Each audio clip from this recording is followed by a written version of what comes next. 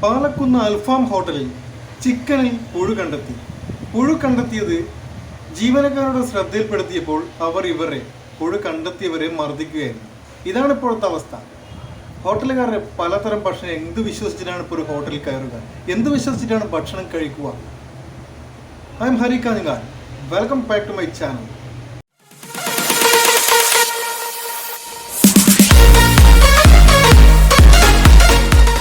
എവിടെയെങ്കിലും പെട്ടുപോയാൽ വയർ വിശക്കുമ്പോൾ ഹോട്ടലിൽ കയറിയിട്ട് ഭക്ഷണം കഴിക്കാൻ പറ്റാത്ത അവസ്ഥയായി.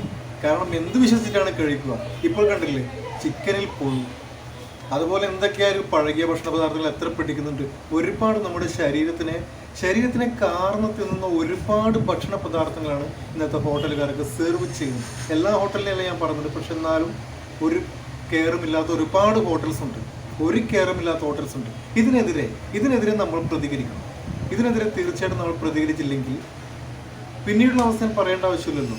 അതുകൊണ്ട് തീർച്ചയായിട്ടും ഞാനൊരു വീഡിയോ കാണിച്ചു തരാം. പാലക്കുന്ന് അൽഫാം ഹോട്ടലിലെ ഒരു വീഡിയോ. ആ വീഡിയോ ഞാൻ കാണിച്ചു തരാം. നിങ്ങളുടെ അഭിപ്രായം പറയുക, കമൻറ്റുകളെ രേഖപ്പെടുത്തുക. മാസ്റ്റർ ഷെയർ ചെയ്ത് മാക്സിമം ഷെയർ ചെയ്ത് കൊടുക്കുക. ഓക്കെ.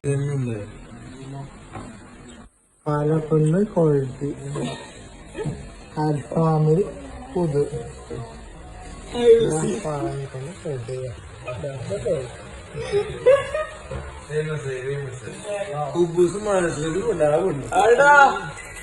നല്ല വീട്ടിലാണോ? അപ്പൊ അടുത്ത വീഡിയോയിൽ കാണുന്നത് പറയാം. ബൈ.